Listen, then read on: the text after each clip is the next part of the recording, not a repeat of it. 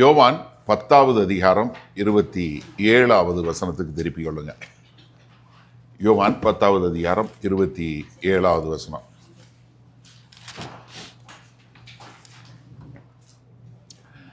அதாவது இங்கே கர்த்தராகிய இயேசு கிறிஸ்து தனக்கும் தன்னை பின்பற்றுகிறவர்களுக்கும் உள்ள ஒரு உறவை மிக அழகாக நேர்த்தியாக சொல்லக்கூடிய ஒரு காரியம். ஒரு மேய்ப்பனை பின்பற்றுகிற ஆடுகள். இந்த ஒரு இதில் அழகா, ஏன்னா ஒரு தேவனாகிய கர்த்தரை அறிந்து கொண்ட இஸ்ரவேல் தேச மக்களுக்கு மிக அழகாக தெரிந்த ஒரு பாடல் அப்படின்னு சொல்லி பார்த்தீங்கன்னா 23வது சங்கீதம். அந்த பாடல் எல்லாருக்கும் நல்லா தெரியும். இன்றைக்கும் கர்த்தராகி இயேசு கிறிஸ்துவை அறியாதவர்களாக இருந்தாலும் சரி, அவன் கிறிஸ்தவனே இல்லாதவனாக இருந்தாலும் அவனாலையும் சங்கீதம் 23 சொல்ல முடியும். இன்னைக்கு கர்த்தர் என் மேய்ப்பராய் இருக்கிறார், நான் தாழ்ச்சி அடைஞ்சேன், அவர் புல்லுள்ள இடங்களில் என்னை, அதை வந்து மனப்பாடமாக நம்ம சொல்லுவோம். அதே சமயத்தில் ஆண்டவரை அறியாத மக்களாலும் இந்த சங்கீதம் 23 சொல்ல முடியும். இஸ்ரவேல் தேச மக்களுக்கு வந்து இது மிக நல்லா தெரிஞ்ச ஒரு காரியம். ஒரு மேய்ப்பன், தேவனாகிய கர்த்தர் மேய்ப்பன், அவரை பின்பற்றுகிறவர்கள் அவருடைய மந்தைகள் என்று சொல்லக்கூடியது. அந்த ஓமானத்தை எடுத்து இங்க கர்த்தர் வந்து அதை ஒரு அடுத்த நிலைக்கு கொண்டு போய் சொல்லக்கூடிய காரியம். என்ன சொல்றாரு? My sheep hears my voice. என்னுடைய ஆடுகள் என்னுடைய சத்தத்தை கேட்கும். என்னுடைய ஆடுக்கு என் சத்தம் கேட்கும். அவைகளை எனக்கு தெரியும். I know them, they know me. அவங்க தே ஃபாலோ மீ. அவர்கள் என்னை பின்பற்றுவார்கள். அதாவது கர்த்தராகிய இயேசு கிறிஸ்துவனுடைய திருச்சபையாகிய நம்ம வந்து பிரதானமாக நம்ம தெரிந்து கொள்ள வேண்டியது என்னன்னா, அவருடைய சத்தம் நமக்கு தெளிவாக கேட்கணும். அவர் நம்மளை வழி நடத்துகிறார். He leads me. அவர் முன்னாடி போறாரு. அவரை பின்பற்றி நடக்கிறவனாக நீங்களும் நானும் இருக்க வேண்டும். அப்போ அவரை பின்பற்றி நடக்கணும்னா முதல்ல நமக்கு அவருடைய சத்தம் கேட்கணும். அப்போ எப்படி நம்ம ஏதாவது ஒரு தீர்க்க தரிசனம் சொல்கிற தீர்க்கதரிசி பின்னாடி போகிறதா, இல்லை ஒரு பெரிய போதகர் பின்னாடி போகிறதா, இல்லை நம்ம எப்படி இந்த கர்த்தருடைய சத்தம் என்ன நீங்கள் சொல்கிறீங்க, எல்லாரும் சொல்கிறாங்க, நானும் கேட்குறேன், கர்த்தர் சத்தம் எனக்கு ஒன்றும் கேட்க மாட்டேங்குதே. பிரதானமாக நமக்கு எந்த இதுனா கர்த்தருடைய வார்த்தை தான் நமக்கு. இது நம்ம கையில் இருக்கிற வேத புஸ்தகம் தான் அவருடைய வார்த்தை. இந்த வார்த்தை வந்து என்ன, நம்மை வழி நடத்தக்கூடியதா. இதன் மூலமாக தான் கர்த்தர் பிரதானமாக பேசக்கூடிய ஒரு காரியம் என்ன, அவருடைய வார்த்தையின் மூலமாக தான் பேசுவார். அப்போ வேத வசனம் தான் நமக்கு ரொம்ப மிக முக்கியமான காரியம். நம்ம எல்லாருக்கும் தெரிஞ்ச வசனம் 119வது சங்கீதம் 105வது வசனம். நிறைய வீட்டில் வந்து போஸ்டராகவும் போட்டிருப்பீங்க, படமாகவும் வச்சுருப்பீங்க. Your word is the lamp and to my feet என்று சொல்லக்கூடியதான். உங்களுடைய வார்த்தை என்னுடைய பாதைக்கு வெளிச்சமாகவும் தீபமாக இருக்கிறது அப்படிங்கிற நம்ம எல்லாம் போட்டிருப்போம். இந்த வார்த்தை என்னன்னா, கர்த்தராகிய இயேசு கிறிஸ்துவனுடைய வார்த்தையை நம்ம கேட்கக்கூடியவர்களாய். அப்போ என்னன்னா, பிரதானமாக நம்முடைய கர்த்தருடைய சத்தம் அவருடைய வார்த்தையின் மூலமாய் தான் வரும். அதாவது இப்போ இருக்கக்கூடிய ஒரு காலகட்டத்தில் நம்ம என்ன பண்ணிட்டோம்னா, ஒரு சென்சேஷனலித்துக்கு நிறைய போயிட்டோம். அதாவது ஒரு எமோஷனை கிண்டில் பண்ணக்கூடியதா, நம்மளை வந்து அப்படியே ஒரு எட்ஜில் வைக்கக்கூடியதா. நிறைய நேரங்களில் வந்து நீங்கள் பார்த்தீங்க, இப்போ இந்தியாவில் வந்து நிறைய டிவி சீரியல்ஸ் பயங்கர பாப்புலர். காலையில் 10 மணிக்கு டிவியை திறந்து டிவி சீரியல் போட ஆரம்பித்தான்னா ராத்திரி 9 மணி வரைக்கும் போடுறான். வரிசையாக அரை மணி நேரத்துக்கு ஒரு டிவி சீரியல் போடுறான். ஒவ்வொரு சீரியலும் பார்த்தீங்கன்னா 500 நாள் ஓடிச்சு, 400 நாள், 400 எபிசோடு, 600 எபிசோடு, 3 வருஷம் ஓடின சீரியல்லாம் இருக்குது. இவங்க எப்படி நடத்துகிறாங்க அப்படிங்கிற கொஞ்சம் ரிவ்யூ பார்த்தீங்கன்னா, ஏன்னா ஒவ்வொரு முறையும் அடுத்து என்ன நடக்க போகுதுங்கிற மாதிரி கொண்டு வந்து நிறுத்திட்டு போயிடும். என்ன நடக்க போகுது அப்படிங்கிற மாதிரி மருந்து குடிக்க போறா அப்படின்னு மருந்து குடிக்க போற மாதிரி போயிட்டு தொடரும் போட்டுருவான்.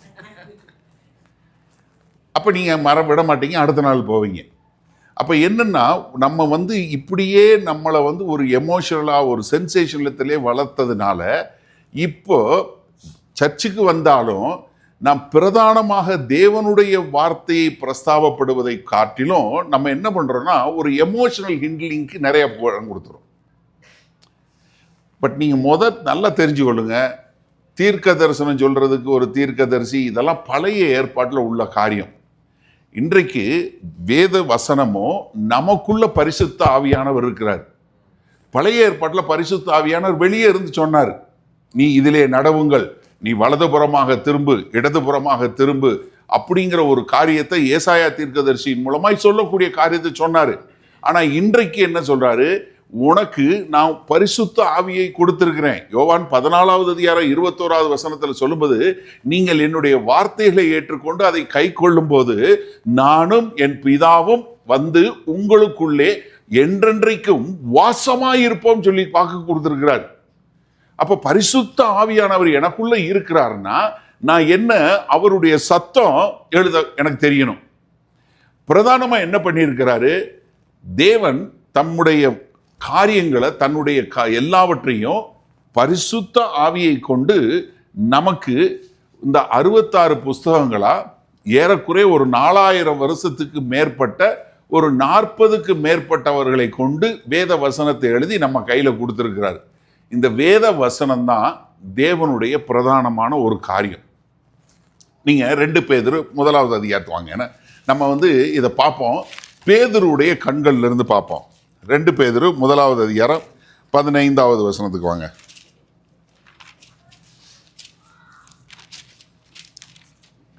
16வது வசனம் வாசிங்க.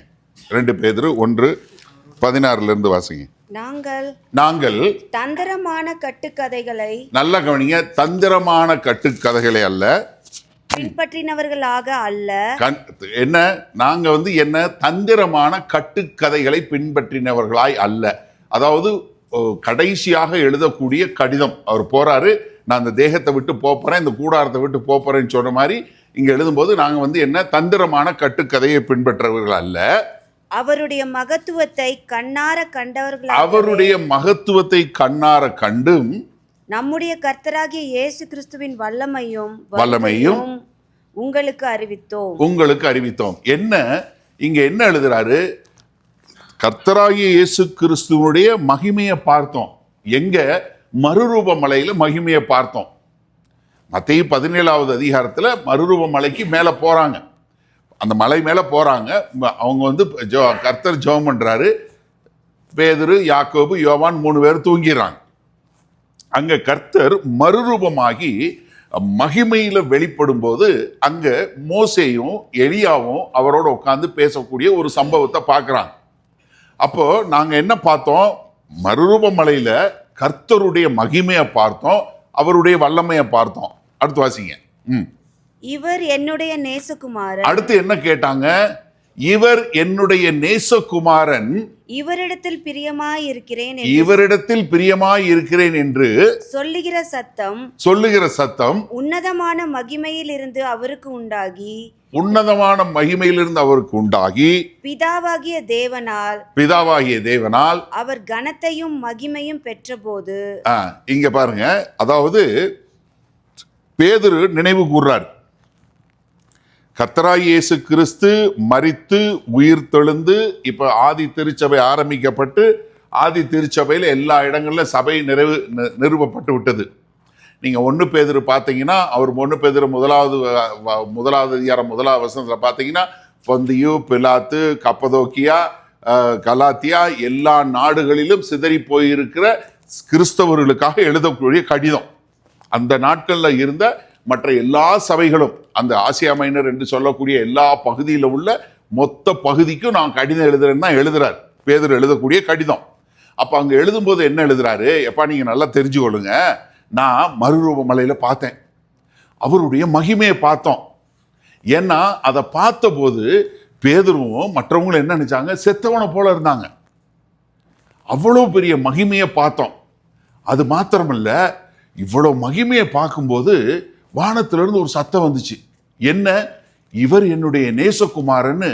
ஐயா, நாங்க பிதாவாகிய தேவனுடைய சத்தத்தை கேட்டோம். யோசிச்சு பாருங்க, எவ்வளவு ஒரு பயங்கரமான ஒரு காரியம். பேதுருவை பொறுத்த அளவுக்கு ஒரு ஒரு அப்போஸ்தலனுக்கு ஒரு மனுஷனுக்கு ஒரு இருக்கக்கூடிய ஒரு உன்னதமான அனுபவம்னா இதை காட்டில் ஒரு மேலான அனுபவம் கிடையவே கிடையாது. இயேசு கிறிஸ்துவ மகிமையில பார்க்கிறாரு. பிதாவாகிய தேவனுடைய சத்தம் கேட்குது, இவர் என்னுடைய நேசகுமாரன் என்று சொல்லி the God himself accrediting his son in front of the disciples. எப்பா இயேசு கிறிஸ்துவையே ஒரு கனப்படுத்துகிற காரியத்தை நான் கண்ணார பார்த்தேன், என் காதுல கேட்டேன் சொல்லிட்டு அடுத்து என்ன சொல்றாரு பாருங்க. அவரோட கூட நாங்கள் பரிசுத்த பர்வதத்தில் இருக்கையில் வானத்திலிருந்து பிறந்த அந்த சத்தத்தை கேட்டோம். அதிக உறுதியான தீர்க்கதரிசி. ஆனா இத காட்டிலும் என்ன, இது பயங்கரமான அனுபவம். இந்த மாதிரி அனுபவத்துக்குள்ள நீங்க வாங்கடான்னு சொல்லல பேதுரு. இந்த மாதிரி நீங்களும் இயேசு கிறிஸ்துவ பார்க்கணும்னு கேளுன்னு சொல்லல, உனக்கும் சத்தம் கேட்கணும்னு சொல்லல, இல்ல நாங்கெல்லாம் விசேஷமான ஆளுங்க எங்க சத்தத்தை கேளுன்னு சொல்லல. என்ன சொல்றாரு, இதை காட்டிலும் அதிக உறுதியான தீர்க்க தரிசன வசனமும் நமக்கு உண்டு. என்ன சொல்றாரு, எப்பா இதெல்லாம் காட்டிலும் நமக்கு மிக அதிக உறுதியான வார்த்தை நம்ம கிட்ட இருக்கு. இப்ப நீங்க ஒரு நிமிஷம் யோசிக்கிறீங்க, ஏன்னா நான் பரலோகத்துக்கு போயிட்டு வந்தேன், புஸ்தகம் எழுதி காசு சம்பாரிச்ச மக்கள் உண்டு, பரலோக கனவுகளை சொல்லி மக்கள்கிட்ட காசு வாங்கினவங்க உண்டு. ஆனா யோசிச்சு பாருங்க, இப்ப பேதுருவா இருந்தா என்ன சொல்லி இருக்கணும்? இப்படிப்பட்ட ஊழியக்காரங்க மத்தியில் என்ன சொல்லியிருக்கணும்? நான் சொல்றத கேளு. உனக்கு பிதா சத்தம் கேட்டிருக்கா? கிடையாது. நீ இயேசு கிறிஸ்து மகிமையில பார்த்தியா? கிடையாது. நான் சொல்றேன் கேளு.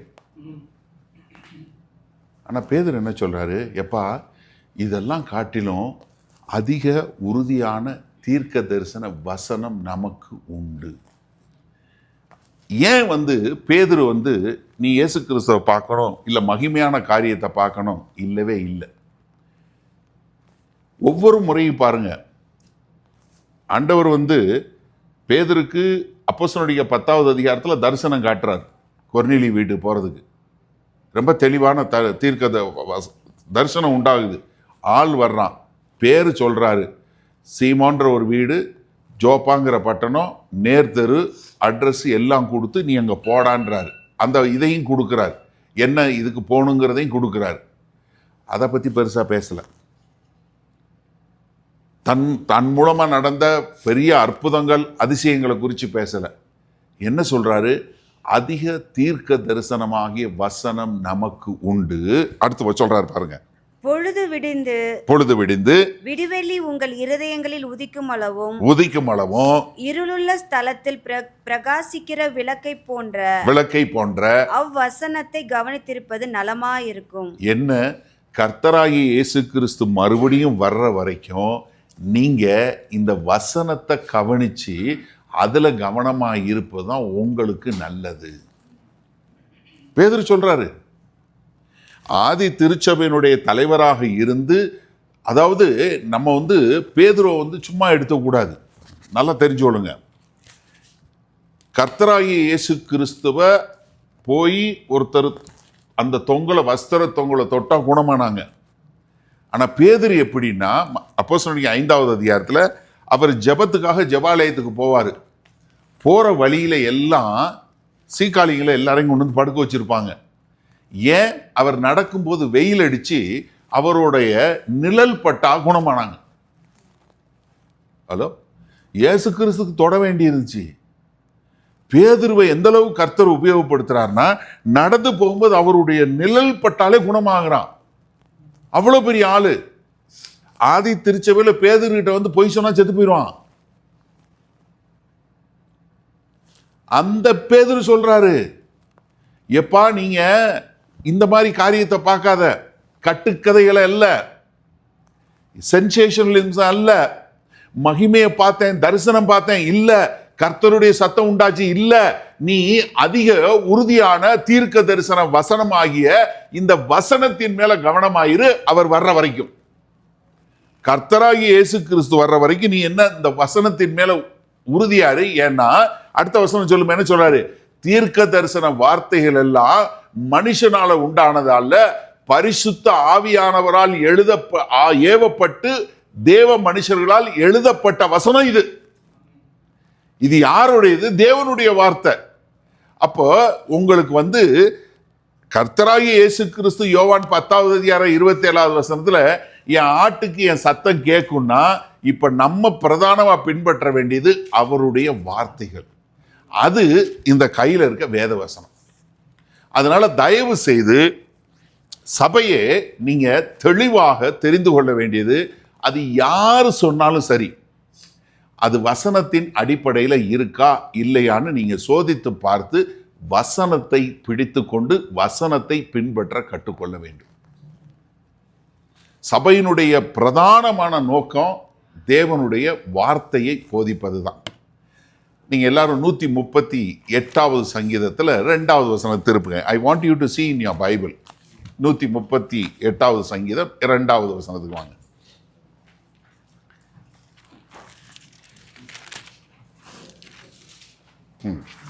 வாசிங்க.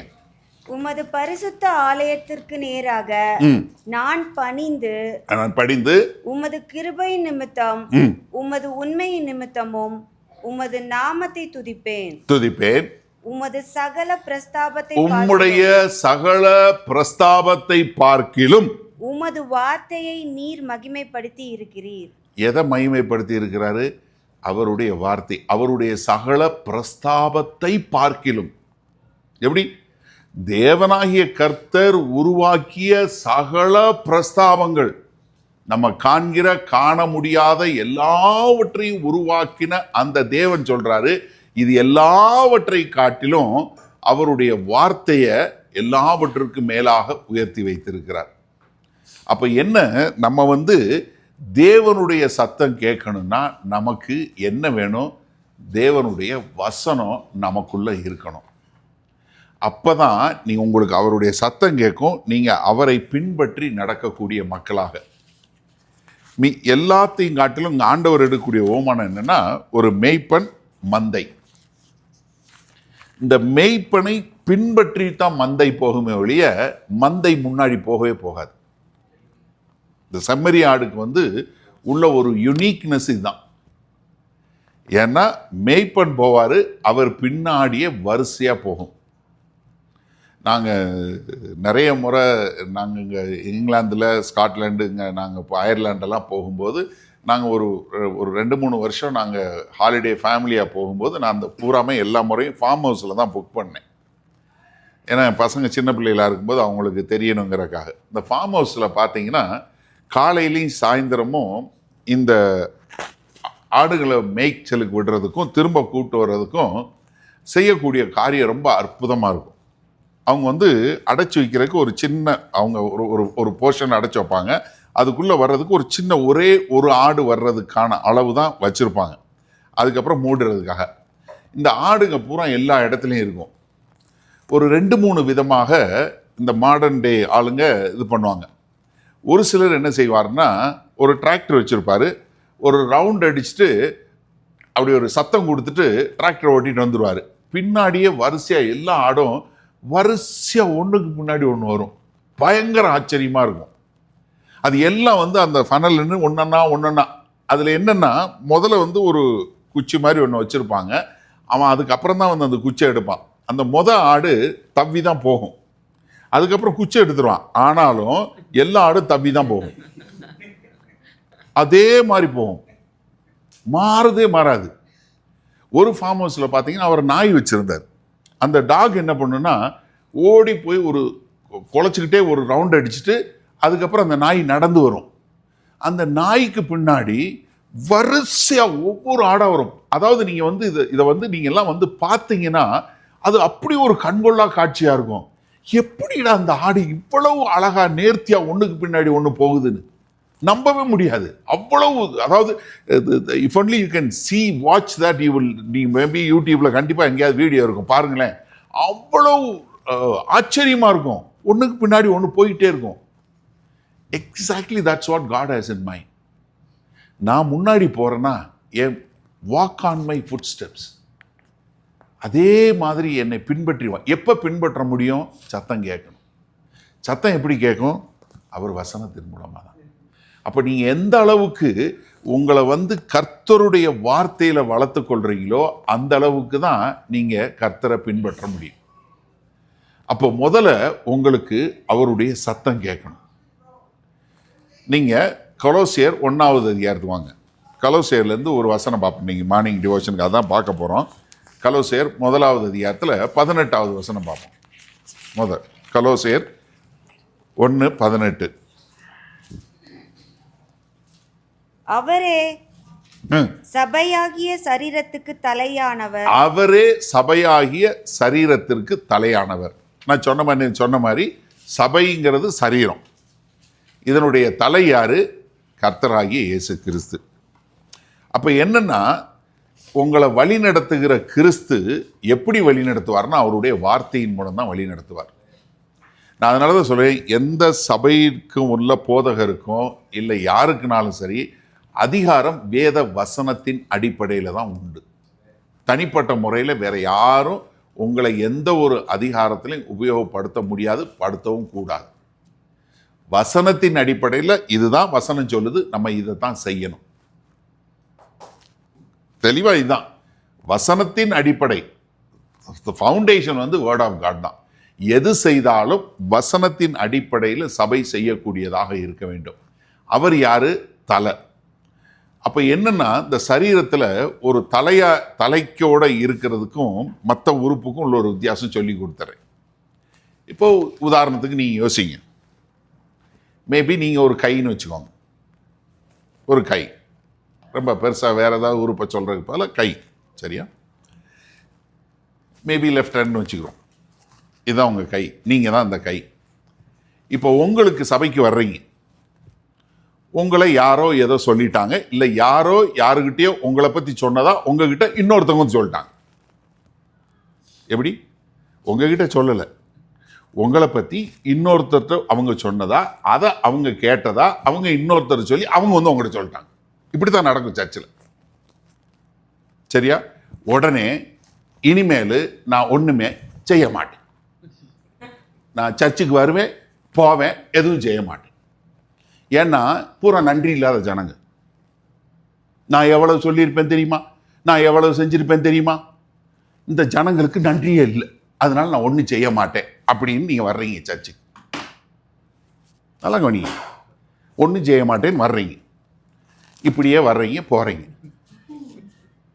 இப்போ இந்த சரீரம் எப்படி சட்டை போடும்? இந்த சரீரம் எப்படி நடக்கும்? எந்த வேலை எப்படி செய்ய முடியும்? யோசிச்சு பாருங்க. You can cripple the body. You are not crippling the church, you are crippling Christ. நல்லா புரிஞ்சு கொள்ளுங்க.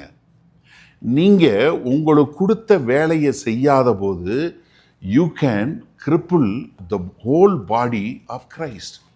இன்றைக்கு நிறைய சபைகள் ஒழுங்காக ஃபங்க்ஷன் ஆக முடியாத காரணம் இப்படி காயப்பட்டு சபையில் இருக்கக்கூடிய மக்கள். நிறையா நான் செய்ய மாட்டேன், இனி நான் சர்ச்சுக்கு வரமாட்டேன், இல்லை நான் வந்தால் அப்பப்போ வருவேன், இல்லைன்னா நான் எதுலேயுமே இன்வால்வ் ஆக மாட்டேன், ஏன்னா என்னை அப்படி இது பண்ணிட்டாங்க. என்ன காரணம் தெரியுமா? உங்களால் இந்த சபையில் உங்களுடைய பங்கை சரியாக செய்ய முடியலன்னு என்ன தெரியுமா அர்த்தம்? இந்த கை இந்த தலையோட கனெக்ட் ஆகலைன்னு அர்த்தம். வேற ஒன்றும் பிரச்சனை கிடையாது. As long as this hand is connected with this head, it will function on its own. தலை கையை தூக்குடா, இதை இப்படி பண்ணுடா அப்படின்னு தலை சொல்லும்போது இந்த கை கேட்டுச்சுன்னா அந்த வேலையை கரெக்டாக செய்யும். எப்போ இது இங்கே கனெக்ஷன் மிஸ் ஆச்சுன்னா இது வேலையை செய்யாது. அப்போ உங்களால் உங்களுக்கு கொடுத்த வேலையை நீங்கள் செய்யலைன்னா உங்கள் கனெக்ஷன் கரெக்டாக இருக்கான்னு செக் பண்ணுமே ஒழிய மற்றவங்களை பார்த்து செய்யக்கூடாது. இப்போ யோசிச்சு பாருங்க, என் கை 2 கை இருக்கு. இந்த 2 கையும் எப்படி இருக்கு? Just the opposite. அப்போ உங்களை மாதிரியே எல்லாரும் நினைக்கணுமா? நிச்சயமா இல்லை, நிச்சயமா இல்லை. அப்போஸ்தலனாகிய பவுல் கொரிந்து சபைக்கு எழுதுறார். 1 கொரிந்தியர் 10:18 சொல்றாரு, I know there are differences in you and it is also குட்ங்கிற எழுதுறார். உங்களுக்குள்ள வித்தியாசமான மாறுபாடான காரியங்கள் உண்டு, அது நல்லதென்று காண்கிறேங்கிறாரு. நமக்குள்ள ஒரு வித்தியாசம் இருக்கணும். நீங்க பெரும்பாலும் பாருங்க, இந்த சபையில நடக்கக்கூடிய காரியங்கள்ல சின்ன சின்ன காரியங்கள்ல தான் சண்டை வருமே ஒழிய பெரிய காரியத்துல கிடையாது. பிரியாணி போடுவோம், இல்ல புலாவ் ரைஸ் போடுவோம், சிக்கன் போடுவோம், இல்ல மட்டன் போடுவோம். ஒன்றும் இல்லை, இப்போ கேம்புக்கு நம்ம இங்கே வந்திருக்கோம், கேம்பில் ஒரு மெனு போடணும்னு சொல்லி ஒரு டிசைட் பண்ணுறோம். சிம்பிள், ஒரு வேற ஒன்று பெருசாலாம் எடுக்காதீங்க. தம்பி சொன்னான் இன்னைக்கு காலையில் இங்கிலீஷ் பிரேக்ஃபாஸ்ட்டு. இங்கிலீஷ் பிரேக்ஃபாஸ்ட்டா? ஒரு இட்லி போடலாம்ல, ஒரு தோசை போடலாம்ல, நானே சமைச்சிருவேன், நான் தோசை போடுறேன், நான் சாம்பார் பண்ணிட்டு வரேன். நீங்களே சஜஷன் கொடுத்துருக்கலாம். அதை போய் எப்படி சாப்பிட்றது காலையில் அச்ச. ஆனால் கடைசியாக ஒரு டிசிஷன் எடுக்கணும்ல. இட்லியோ தோசையோ இல்லை டோஸ்ட்டோ இல்லை ஏதோ ஒரு முடிவு எடுக்கணும். இப்போ 10 பேர் இருக்கும்போது 9 சஜஷன் வரும். இதில் ஏதாவது ஒன்று எடுக்கணும். ஒன்று எடுக்கும்போது மீதி 8 பேர் அடியாயிருச்சா?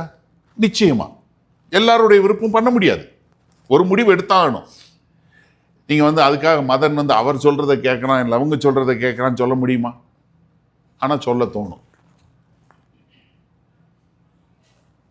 நிச்சயமாக சொல்ல தோணும். அப்போ நீங்கள் என்ன நினைக்கலாம்? நம்ம சொன்னால் எங்கே கேட்காங்க, அவங்க சொன்னால் கேட்பாங்க, எதுக்கு நம்ம வாயை திறந்துக்கிட்டு பேசாமல் இருப்போம். ஏன்னா நம்ம சொன்னாலும் கேட்க மாட்டாங்க. அப்போ பக்கத்து என்ன சும்மா இப்படி இருக்க மாட்டீங்க, என்ன தெரியுமா செய்வீங்க? பக்கத்தில் இருக்கவன்ட்டு சொல்லுவீங்க. நம்ம சொன்னால் ஒன்றும் கேட்க மாட்டாங்க, எதுக்கு நம்ம பேசிக்கிட்டு. இது என்ன தெரியுமா? சும்மா சாதாரணமாக தான் சொன்னேன்னு தோணும். இதுதான் அப்படியே கொஞ்சம் கொஞ்சமாக புருவாய் என்ன தெரியுமா வரும்? கடைசியில் என்னமோ உங்களுக்கும் அடுத்தவங்களுக்கும் பெரிய தகராறு மாதிரி உங்களுக்குள்ள உங்கள் மண்டைக்குள்ள வந்துடும். சின்ன காரியம். நான் வந்தேன், முன்னாடிலாம் என்னை பார்த்தா அப்படியே வந்ததும் கட்டி பிடிச்சி ப்ரைஸ் எல்லாம் அது இதுன்னு சொல்லுவார். இப்போல்லாம் கண்டுக்கிறதே இல்லை. அவன் பாட்டுக்கு என்னமோ அங்கே உட்காந்துட்டு என்ன பெரிய ஆள் மாதிரி உட்காந்துருக்காரு. அவன் மண்டையில் என்னத்தை நினச்சிட்டு உட்காந்தான்னு தெரியாது. இல்லை அந்த வசனமா ஆண்டவரே இதை பண்ணுறதா அதை பண்ணுறதா என்ன செய்கிறது அப்படின்னு மண்டையில் போட்டு ஏதோ ஒன்று குழப்பிட்டு ஏதோ ஒன்றில் இருந்திருப்பான். இது நிறைய பேர் ஏன்ட்டே சொல்லுவாங்க, ஆனால் நீங்கள் நான் வரும்போது திரும்பிக்கிட்டீங்கன்னு. டேய் கமான் க்ரோ அப்னு தான் சொல்லுவேன். யோசிச்சு பாருங்களேன். இப்போ காலையில் உங்ககிட்ட வர்றாங்க, யாராவது ஒருத்தவங்க வர்றாங்க, நீங்கள் வரும்போது நம்ம என்ன சொல்ல முடியும்? எல்லாம் ப்ரைஸ் லாட், வாங்க பிரதர், வாங்க, குட் மார்னிங் நல்லா இருக்கீங்களா, என்ன இதுன்னு சொல்கிறோம், ஒருத்தரை க்ரீட் பண்ணுறோம், எல்லாம் பண்ணுறோம். பட் ஒரு சில நேரத்தில் நான் இன்னொருத்தரை பேசியிருப்போம், இன்னொருத்தவங்க பாருவாங்க, இவர்கிட்ட ஏதாவது ஒரு இம்பார்ட்டண்ட்டாக ஏதாவது பேசியிருப்போம். இதில் இன்னொரு காரியம் தெரிஞ்சு சொல்லுங்க. இப்போ யாராவது ஒருத்தவங்களுக்கு பிரச்சனைனா அவங்க வீட்டுக்கு விசிட் பண்ணுவோம். ஒரு ஃபேமிலி இஷ்யூ போயிட்டுருக்கோம், அதனால் வாரம் அவங்க வீட்டுக்கு போய் அவங்கள மீட் பண்ணி அவங்களுக்கு இது பண்ணி ஆலோசனை பண்ணி அவங்க சரியாகி வர்ற வரைக்கும் அவங்க வீட்டுக்கு போவோம். சரியானதுக்கப்புறம் போக மாட்டோம். அப்போ அவங்க என்ன தெரியுமா நினைப்பாங்க? அவங்க வீட்டுக்கு நம்ம வாரம் போகணும்னு வச்சுக்கோங்களேன், அங்கே போகிறது தெரிஞ்சோடனே அவங்க வீட்டுக்கு போய் வாரம் சாப்பிடுவார், நம்ம வீட்டுலாம் வரமாட்டார். டேய் அங்கே பிரச்சனை, அதுக்காக போகிறேன், அது சொல்ல முடியுமா வெளியே எல்லாருக்கும்? அவங்க வீட்டில் பிரச்சனை, அதனால் நாங்கள் வாரம் போகிறோன்னு சொன்னால் நீங்கள் என்ன பிரச்சனை ஏன்ட்ட பட்டு சொல்லுங்கள், என்ன பிரச்சனை வருமா இல்லையா? அப்போ என்னன்னா எல்லாமே எல்லாருக்கும் தெரியணும்னு அவசியம் கிடையாது. அதாவது நீங்கள் நல்லா தெரிஞ்சு கொள்ளுங்க, சபை வரும்போது சில நேரங்களில் நமக்கு எல்லாம் தெரியணும்னு அவசியம் இல்லை. உங்களுக்கு என்ன வேலை கொடுத்துருக்கோ, உங்களுக்கு இந்த சபையில் இந்த சரீரத்தில் என்ன அங்கமோ அதை மட்டும்தான் நீங்க செய்யணும். வாங்க 1 கொரிந்தியர் 12வது அதிகாரத்துக்கு வாங்க. We'll stay with this analogy.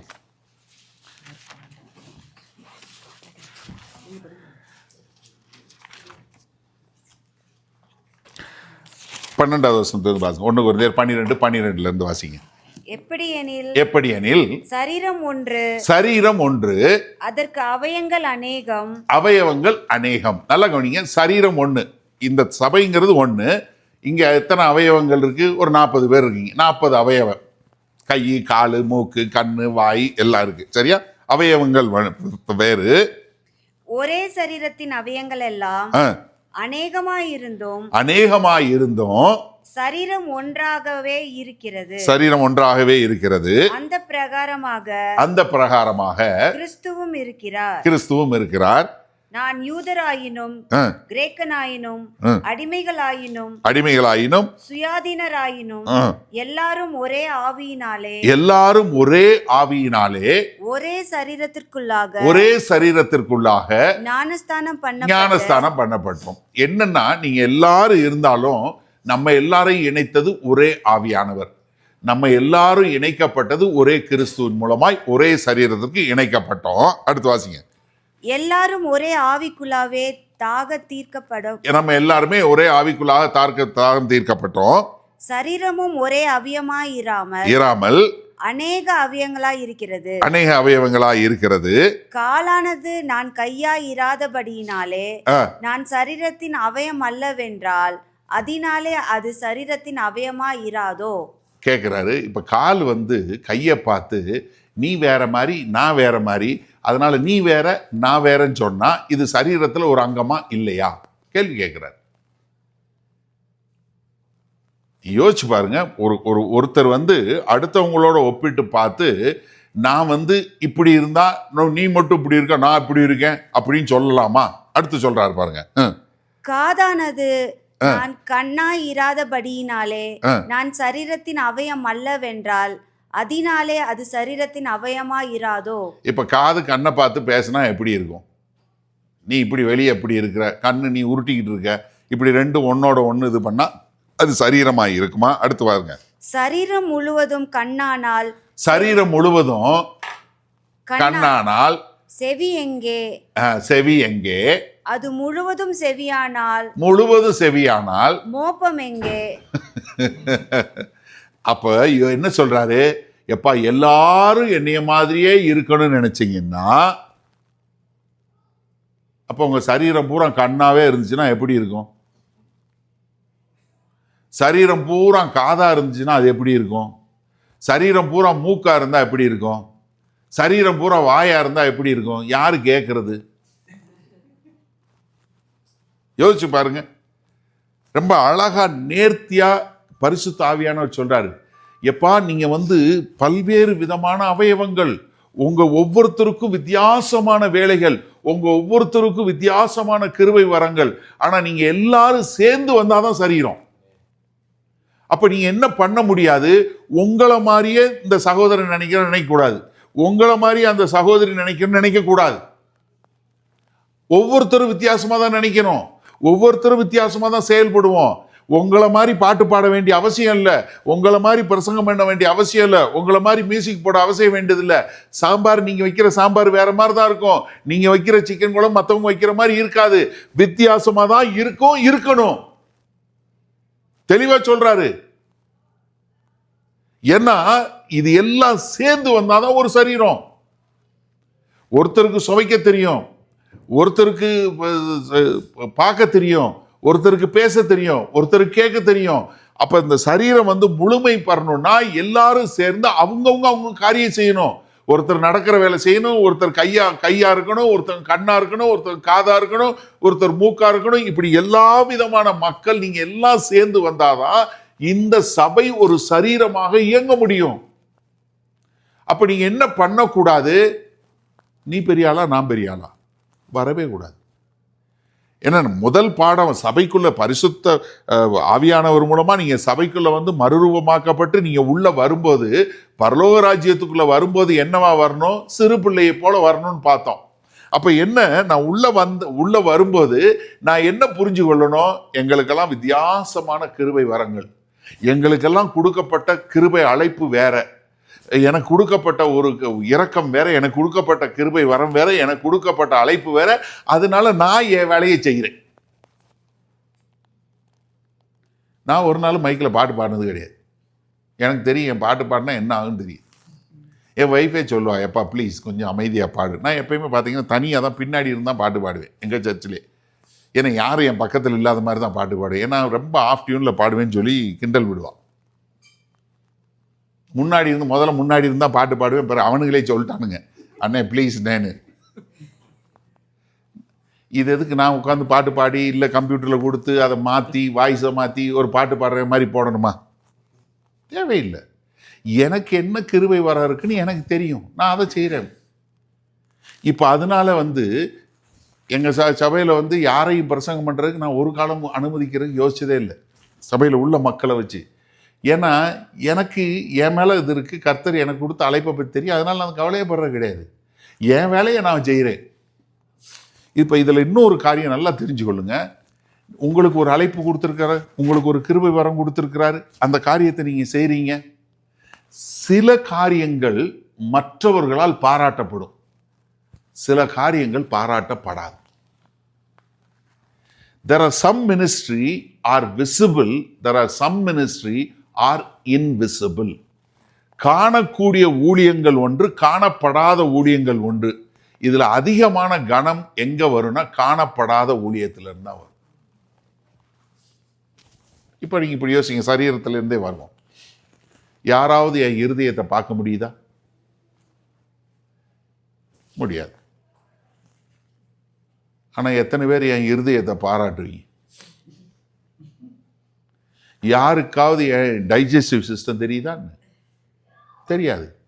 ஆனா டைஜஷன் வேலை பார்க்கலன்னா சரீரம் நிற்காது. அதே மாதிரி சபையில் முன்னாடி செய்கிற ஊழியம் நிறையா இருக்கு.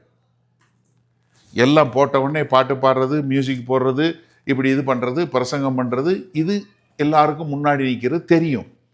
ஆனால் இதுக்கு வர்றதுக்கு இந்த எக்யூப்மெண்ட்லாம் கொண்டு வரணும், இதெல்லாம் ஃபிக்ஸ் பண்ணணும், முன்னாடியே வரணும்.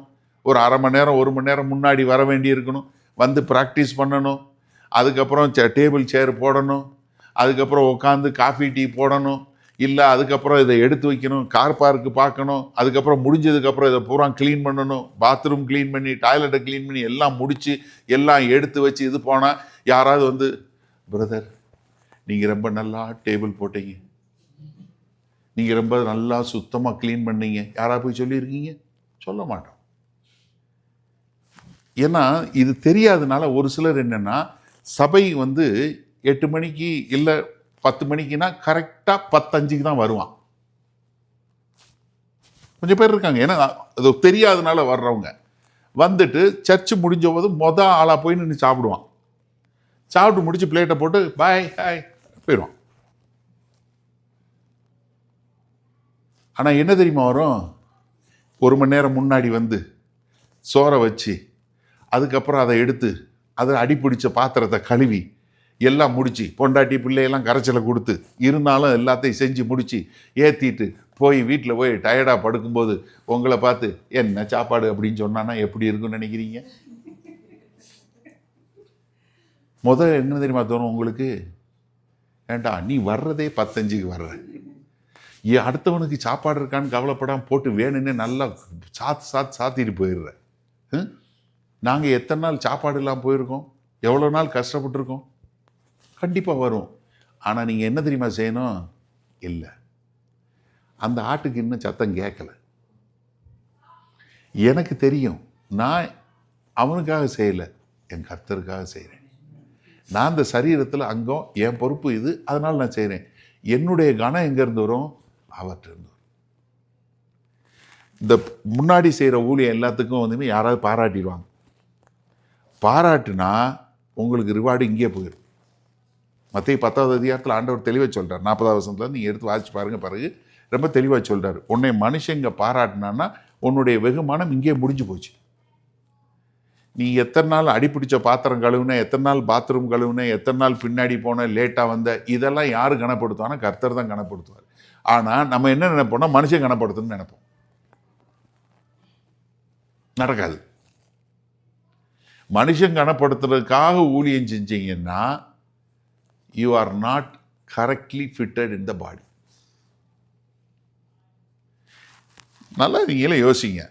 என்னைக்காவது ஒரு நாள் நீங்கள் நேரம் எடுத்து உங்கள் டைஜஸ்டிவ் சிஸ்டத்துக்காக என்னுடைய செரிமானம் எவ்வளவு அழகாய் நேர்த்தியாய் செரித்து கொண்டே இருக்கிறது, ஆண்டவரே இந்த எனக்கு கொடுத்த இந்த டைஜஸ்டிவ் சிஸ்டத்துக்காய் நன்றி நீங்கள் என்னைக்கு சொல்லியிருக்கீங்க? வாழ்க்கையில் சொல்லியிருக்க மாட்டீங்க.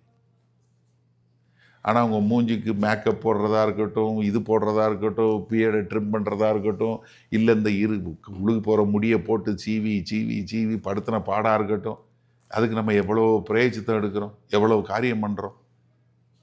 அப்போ என்னென்னா நம்ம மிக தெளிவாக தெரிஞ்சு கொள்ளணும், there are some ministries are invisible. கர்த்தர் என்னை எதுக்கு அழைச்சிருக்கிறார்? முன்னாடி இருக்கிறதுக்கா பின்னாடி இருக்கிறதுக்கா? நான் யாருக்காக செய்கிறேன்? இது எப்போ தெரியுமா உங்களுக்கு தெரியும்? நீங்கள் இந்த வசனத்தில் ஆழமாய் ஊன்றி இருக்கப்படும் போது தான். நீங்கள் 1 கொரிந்தியர் 12வது மொத்தது பின்னாடி உள்ளது பூரா வாசித்து பாருங்கள். அழகாக சொல்கிறாரு, நம்மெல்லாம் வேறு வேறு விதமான அவயவங்கள், ஆனால் சரீரம் ஒன்று. இந்த சரீரத்துக்கு தலை யாரு? கிறிஸ்து. அப்போ நான் இந்த சபையில் ஒரு அங்கமாய் இணைக்கப்பட்டிருக்கேன். நான் என்னுடைய வேலையை செய்யலைன்னா நீங்கள் என்ன செய்யணும்னா, ஆண்டவரே எனக்கு உங்கள் சத்தம் கேட்கல போல இருக்குது, அதனால தான் எனக்கு கோபம் வருது, அதனால தான் நான் அடுத்தவனை பார்க்குறேன், அதனால தான் நான் இப்படி கஷ்டப்படுறேன், எனக்கு உங்கள் சத்தம் கேட்கணும் ஆண்டவரே. நான் என்ன செய்யணும்? என்னை எதற்காய் பிடித்து கொண்டீங்க? ஏன்னா நான் பின்பற்றுவது கர்த்தரை பின்பற்றி வாழணும். அவருடைய சத்தம் கேட்டு அவர் சொல்கிறத கேட்டு செய்யணும். ஏன்னா சில நேரங்களில் கர்த்தர் சிலரை வேற ஒரு காரியத்தில் உயர்த்துவார், சில நேரங்களில் சிலரை இது பண்ணுவார். ஆனால் நம்ம எப்படின்னா, உண்மையுள்ளவர்களாய் நம்ம காரியங்களை செய்யும்போது கர்த்தர் நிச்சயமாக உங்களை உயர்த்துவார். அப்போஸ்தலர் நடவடிக்கையில் 1வது அதிகாரத்தில் ஆண்டவர் சொல்கிறாரு, நீங்கள் எருசலேம் விட்டு போகாதீங்க, பரிசுத்த ஆவியானவர் உங்கள் மேல் வருவார், அப்பொழுது நீங்கள் பலனடைந்து எருசலேம், Judea, Samaria, ends of the earth எல்லாத்துக்கும் நீங்கள் சாட்சிகளாக இருப்பீங்க அப்படின்னு சொல்லிட்டார். உலகம் முடிவுலேருந்து நீங்கள் சாட்சிகளாக இருப்பீங்க. ஆனால் சபை என்ன பண்ணிச்சு தெரியுமா? எருசலேமில் கூடி ஆராதிச்சாங்க. ரொம்ப சந்தோஷமாக இருந்தாங்க. அப்பா நீ சாப்பாடு கொண்டு வா, நீ பிரியாணி கொண்டு வா, நீ ரொட்டி கொண்டு வா, நான் சிக்கன் கொண்டு வரேன், நீ பீஃப் கொண்டு வா, எல்லாம் விதமாக சாப்பிட்டு நல்லா அப்பம் பிற்கிறதிலும் அப்போஸ்தல ஊழியத்திலும் நல்லா வளர்ந்துக்கிட்டே இருக்கிறாங்க. ஆனால் அழைப்பு விட்டுட்டாங்க. எருசலேமில் உட்காந்து எல்லாம் தினசரி, நீங்கள் அப்போஸ்தலர் 2வது அதிகாரம் 42வது வசனம் பார்த்தீங்கன்னா, தினசரி அப்பம் பிக்குதலிலும் அப்போஸ்தல ஊழியத்திலும் அவர்கள் அந்யோன்ய ஐக்கியத்திலும் வளர்ந்தார்கள். ஆனால் அழைப்பு விட்டுட்டாங்க. ஆண்டவர் என்ன பண்ணாரு? ஒரு பிரச்சனையை கொண்டு வர்றார். அப்போஸ்தலர் 5வது அதிகாரத்தில் என்ன பிரச்சனை? பிரியாணி பிரச்சனை. என்ன? யூத விதவைகளுக்கு பீஸோட பிரியாணி போடுறான். ஆனால் ஹெலினிஸ்ட் மக்களுக்கு பிரியாணிலாம் குஸ்கா போட்டான். எலும்புக்கும் குஸ்காக்கும் வந்த பிரச்சனை தான். சபையில் சாப்பாடு பிரச்சனை வருதுன்னா கவலைப்படாதீங்க. அப்போஸ்தலர் 5வது அதிகாரம் எடுத்து வாசிச்சு பாருங்க, உங்களுக்கே தெரியும். அங்கேயே இந்த பிரச்சனை தான். 6வது அதிகாரத்தில் ஒரு 2 பேருக்குள்ள இவங்களுக்குள்ள ஒரே பிரச்சனை. இப்போ அப்போஸ்தலர் அப்பதான் முடிவு பண்றாங்க, எப்பா நாங்கள் போய் எவனுக்கு எத்தனை பீஸ் போட்டான், எவனுக்கு சிக்கன் மிச்சம் இருந்துச்சு, எவனுக்கு இல்லை, இதை வேலை பார்க்க முடியாது. நாங்கள் ஜெபம் பண்ணுறதுலையும் வசனத்தில் இருக்கிறதுலையும் எங்களுக்கு டைம் வேணும். அதனால் நாங்கள் செய்ய போகிறோம். பந்தி பரிமாறுறதுக்கு ஒரு 7 பேரை தெரிந்தெடுறான், 7 பேரை தெரிந்தெடுக்கிறான். அதில் ஆள் யாரு? ஸ்தேவான்.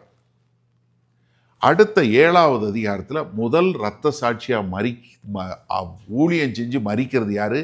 பிரியாணி சர்வ் பண்ண எடுத்த ஒரு ஆள் ஸ்தேவான். அடுத்து ஒரு ஆள் 8வது அதிகாரத்தில் யாரு? பிலிப்பு. அவர் மூலமாக எங்கே போகுது? ஆப்பிரிக்கா முழுவதுக்கும் சுவிசேஷம் போகிறதுக்கு எத்தியா போக போகுது. அதுக்கப்புறம் 9வது அதிகாரத்தில் சவுல், அதுக்கப்புறம் 10வது அதிகாரத்தில் கொர்நேலிய வீடு. கடைச்சலை கொண்டு வந்து அழைப்புக்குள்ளே கொண்டு போனார். அப்போ என்னன்னா, நம்ம மிக தெளிவாக புரிஞ்சு கொள்ளணும், சபைன்னு வரும்போது நம்மளுடைய வேலையை சரியாக செய்யணும். ஒவ்வொருத்தருக்கும் ஒரு வேலை. ஆனால் எல்லாருக்கும் சுவிசேஷம் சொல்கிற வேலை. நம்ம எல்லாரும் சேர்ந்து சுவிசேஷம் சொல்லணும். ஆனால் சபைக்குள்ள ஒவ்வொருத்தருக்கும் ஒரு வேலை இருக்கு. சபைக்கு வெளியே செய்கிற வேலை ஒன்று, உள்ளுக்குள்ளே செய்கிற வேலை ஒன்று. இப்போ இந்த உள்ளுக்குள்ள செய்கிற வேலையில் நீங்கள் ஒருத்தரோடு ஒருத்தர் ஒப்பிட்டு பார்க்கவே கூடாது, பார்க்கவும் கூடாது. ஏன்னா ஆண்டவர் என்ன கொடுத்துருக்கிறார்? ஒரு மூக்கு தான் கொடுத்தார், ஒரு வாய் தான் கொடுத்தார், 2 காது கொடுத்துருக்கிறார். அப்போ என்னன்னா இப்படித்தான் நம்மளுக்குள்ள இருக்க முடியும். ஒரு ஆள் தான் பேச முடியும், ஒரு ஆள் தான், ஒரு வாய் தானே இருக்கு ஒரு சரீரத்துக்கு. அட் அ டைம் ஒரு ஆள் தான் பேசணும். நம்ம நேற்று பாடும்போது பாடணும், என் வாயின் வார்த்தை எல்லாம் பிறரை காயப்படுத்த வேண்டும். பிரயோஜனம் இல்லாத காரியத்தை பேசாதே, பிரயோஜனம் இல்லாத காரியத்தை பேசவே பேசாதே.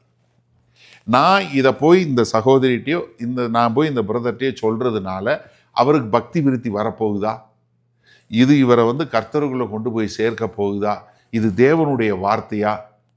இருந்தா பேசுங்க, இல்லையா பேசாதே.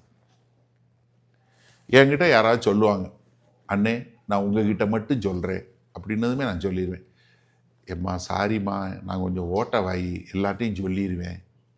நீங்கள் சொல்லி பாருங்கள், உங்கள்கிட்ட சொல்லவே மாட்டாங்க. அதுக்கப்புறம் காசிப்பை நிறுத்துறதுக்கு ஒரே வழி இதுதான். ஷாவுனா உனக்கு தெரியுமா அப்படின்னா, ஐயோ நான் ஓட்ட வாய், சும்மா இருக்க மாட்டேன், நான் எல்லாத்தையும் சொல்லி விடுவேன், ஏன்ட்ட வேறு நீங்கள் வாட்டி சொல்லாதீங்க ரகசியம்னு அப்படின்னு சொல்லி பாருங்கள். வெளியே அதுக்கப்புறம் உங்கள்கிட்ட பேசவே மாட்டாங்க. சொல்லுங்களேன், கான்ஃபிடென்ஷியல், உங்களுக்கு மாத்திரம் சொல்கிறேன் ஜெபத்துக்கு அப்படின்னு தான் சொல்லுவாங்க. வாங்க ஜெபம் பண்ணுவோம், இல்லை அவங்கள பற்றி இருங்க ஒரு நிமிஷம் அப்படின்னு அவங்கள லைனில் போடுங்க. இப்போ சொல்லுங்கள் சிஸ்டர் சொல்லுங்கள், எதுக்கு குப்பையை உங்கள் மண்டையில் வச்சுக்கணும்? தேவையே இல்லையே. இப்போ அவங்களுக்கு அவங்க மேலே அவங்கள பற்றி ஒரு கன்சர்ன் இருக்குன்னா அவங்க எதுக்கு ஜோபாட்ட அவங்ககிட்டே பேச வேண்டிய நேரம். ஏம்மா எனக்கு ஒன்று இப்போ எனக்கு ஒரு தரிசனம் மாதிரி வந்துச்சு, இல்லை எனக்கு ஒரு கனவு வந்துச்சு, வாமா நம்ம 2 பேரும் சேர்ந்து ஜெபம் பண்ணோன்னா முடிஞ்சு போச்சு. இல்லை எனக்கு என்னமோ அவங்க 2 பேருக்குள்ள பிரச்சனைன்னு தோணிக்கிட்டே இருக்குன்னா அப்போ அவங்கள கூப்பிட்டு, ஏம்மா உனக்கு உங்கள் 2 பேருக்குள்ள ஏதாவது பிரச்சனையா அப்படின்னு அவளை கேட்டால் முடிஞ்சு போச்சு. எதுக்கு 3வது ஆள்கிட்ட போய் கேட்கணும்? நீங்கள் எப்பயுமே தெரிஞ்சு கொள்ளுங்க, எந்த ஒரு காரியமாக இருந்தாலும் நம்ம என்ன ஒப்பிட்டு பார்க்கக்கூடாது, நம்ம வேற காரியம் பேசவே கூடாது. சபையை பொறுத்தளவுக்கு நம்ம ஒரு சரீரம், அந்த சரீரத்தில் என்னுடைய பங்கு என்ன அதை செய்யணும். அதுக்கு உங்களுக்கு தேவை கர்த்தருடைய வார்த்தை.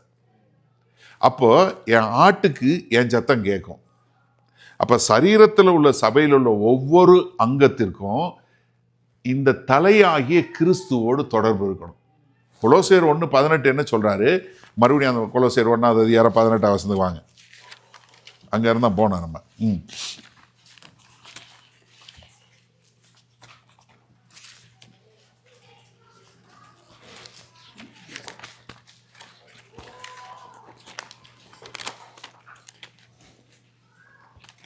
And he is the head of the body, the church, who is the beginning and the firstborn of the dead, and he will have preeminence and all things. தமிழ்ல வாசிச்சிருங்க. அவரே சபையாகிய சரீரத்திற்கு தலையானவர், எல்லாவற்றிலும் முதல்வராய் இருக்கும்படி அவரே ஆதியும் மரித்தோரிலிருந்து எழுந்த முதற்பேருமானவர். எல்லாவற்றிலும் முதன்மையாய் இருக்கும்படி அவர் தலை.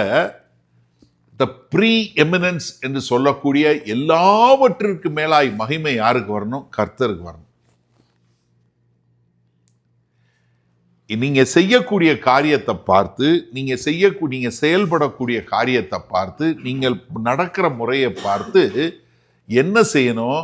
ஜனங்கள் கிறிஸ்துவை மகிமைப்படுத்தணும்.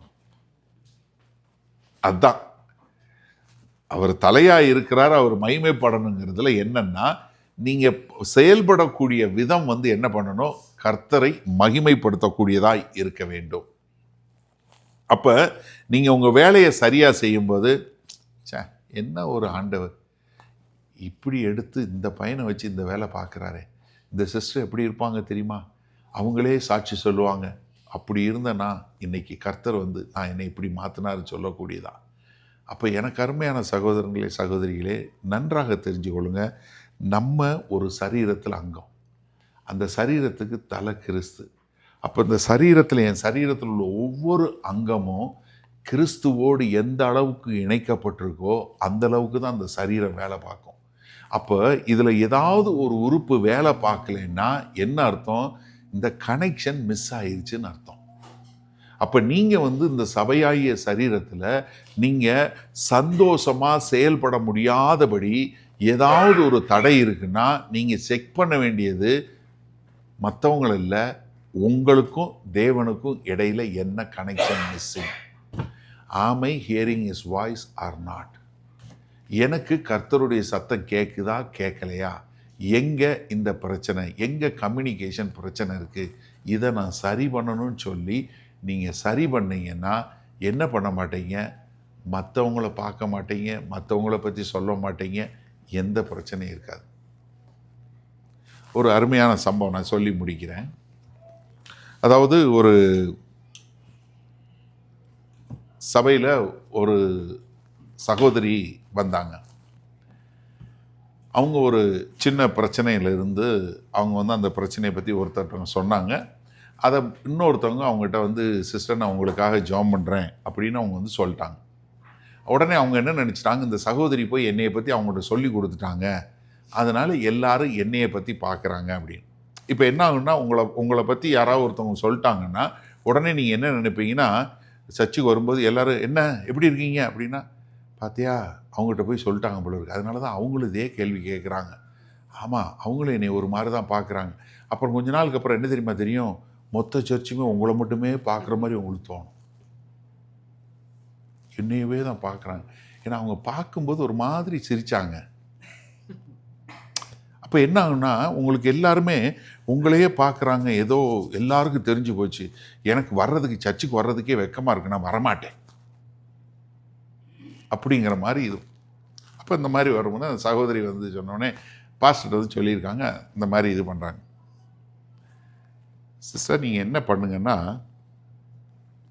இந்த ஒரு கிளாஸ் நிறைய தண்ணி கொடுத்துட்டு இந்த தண்ணி சிந்தாமல் இந்த சர்ச்சை ஒரு 3 ரவுண்டு சுற்றி வாங்க சிஸ்டர், அதுக்கப்புறம் நான் உங்கள்கிட்ட சொல்கிறேன். இவங்க தண்ணி எடுத்துகிட்டு சுற்றி வந்தாங்க. இப்போ அவங்கள பற்றி அவர் கூட இருந்த ஒரு 4 பேர்கிட்ட பேசிகிட்டே இருக்கிறார். இவங்க கவனமாக தண்ணி சுற்றி வேணாம். சுற்றி 3 சுற்றி வந்த உடனே அப்போ அவர் கேட்டார், சிஸ்டர் இப்போ நாங்கள் ஏதாவது பேசுனது உங்களுக்கு கேட்டுச்சா அப்படி? இல்லையே பாஸ்டர். நாங்கள் இல்லை சிஸ்டர், நான் இந்த கூட இருக்க 4 பேர் உங்களை பற்றி தான் பேசினோம். நீங்கள் என்ன நடந்துச்சு, எதனால் நீங்கள் இப்போ இருக்குன்னு நாங்கள் உங்களை பற்றி தான் பேசிகிட்டு இருந்தோம். நீங்கள் எங்களை சுற்றி தான் இந்த பார்த்தா 3 தடவையும் சுற்றி நடந்தீங்க, உங்களுக்கு ஒன்றுமே கேட்கலையா? இல்லை. ஏன் அப்படின்னு கேட்டார். நான் ரொம்ப கவனமாக இருந்தேன், தண்ணி சிந்திடக்கூடாதுன்னு. சிம்பிள், இதே தான் சிஸ்டர். உங்களுக்கு கர்த்தர் என்ன அழைப்பு கொடுத்துருக்கிறாரோ அதில் நான் கவனமாக இருக்கிறேன்னு சொல்லி சொன்னீங்கன்னா மற்றவங்கெல்லாம் ஆட்டோமேட்டிக்காக அவுட் ஆஃப் ஃபோக்கஸில் போயிடுவாங்க. உங்கள் கவனம் எதில் இருக்கும்? உங்களுக்கு என்ன கொடுத்துருக்கிறாரோ அதை செய்கிறதுல நான் இருக்கிறேங்கும்போது மற்றவங்க சொல்கிற சத்தம் உங்களுக்கு கேட்கவே கேட்காது.